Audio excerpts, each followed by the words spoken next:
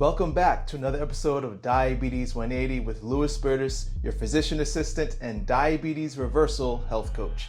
So in today's video, it's a great follow-up to last week's video where we talked about how to tell if you're really overweight. Today we're talking about 7 guaranteed steps to lose weight, 7 keys for guaranteed weight loss, okay? So let's go. Key number 1, or step number 1, is to move all day.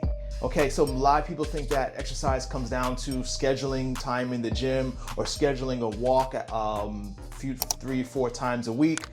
It's not that simple, because if you're just isolating moments in the day to move more, you're going to end up still not burning enough calories to experience weight loss. You have to find ways to move all day, especially if you're sedentary in your job. Okay, so that might mean parking in the furthest parking lot instead of closer to the store, taking the stairs instead of the elevator, finding, for yourself getting up from your chair every hour to walk, even if it's just walking around your office. Move all day. Always be thinking, how could I be moving right now?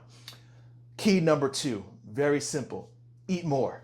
So it might sound crazy, you talk about weight loss and someone tells you to eat more.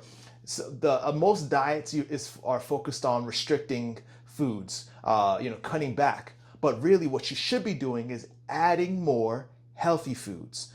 The key is to make sure that you're finding foods that you love, that you enjoy, and adding them to your meal regimen every week.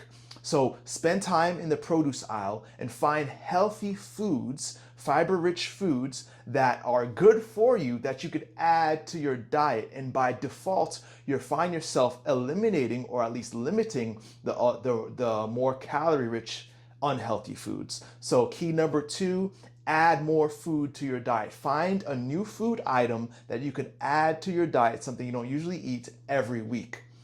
And this kind of connects with key number 3, eat more fiber. Okay, something we always preach on this channel. All right, so at least 80% of your meals should be plant-based. Okay, that's fiber-rich foods, whether it be legumes, whole grains, fruits, vegetables, nuts and seeds in all their variety. And make sure when you're eating and preparing your meal, at least 80% of that meal is fiber-rich, plant-based sources of foods. That's key number 3. Key number 4, and this is something that gets pretty controversial, but it's very effective. Weigh yourself every day or at least once a week. I know there's a lot of anxiety for a lot of people when it comes to weighing yourself, but the most successful weight loss programs always have a way of measuring whether you are staying on track and keeping yourself accountable. So don't put too much pressure, metaphorically, on the scale, but get on the scale at least once a week and make sure you're holding yourself accountable to see if you are staying on track. And don't get too stressed out about whether or not the weight's going up or down. It's just the act of knowing that I got to step on the scale, I got to keep myself accountable, make sure that I'm not quitting on the process. Weigh yourself every week, if not every day. And tip number 5 is really, really simple, really simple. Replace all drinks with water. The only drink you should be drinking is water. It's the only drink you need. So this includes 0-calorie drinks or those, flavored water packages. Just drink straight water. Not just sugar, but also artificial flavorings can hinder your weight loss. So only drink you should be drinking is water. Okay. And tip number 6, try to limit your eating window between 8 hours. So keep your eating window within 8 hours, at least once a week. I know it can be hard, intermittent fasting every day, but if you could just squeeze in 2 meals in an 8-hour window, at least once a week, if not a few times a week, you're going to experience weight loss, especially if you've done the following other 6 steps, okay? So some people it's 12 p.m. to 8 p.m. Even better would be like 8 p.m. to 4 p.m. So restricted eating times or windows are very effective.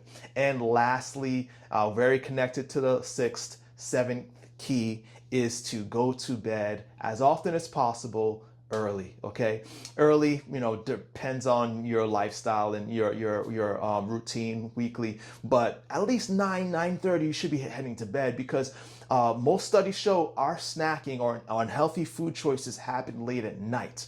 You know what I mean, the food gremlin. Put the food gremlin to bed and make sure you're going to bed on time to stay on track on your meal plan, and also to maximize insulin sensitivity, right? So those are the 7 keys. So make sure that you are following them and practicing them. Are there any that you would add? Let us know in the comment section, and make sure while you're there, you like and subscribe to get more videos like this for your health. Again, my name is Louis Spertus, Diabetes Reversal Health Coach and Physician Assistant. Beloved, I pray above all things that you may prosper and be in good health, even as your soul prospers. See you next week.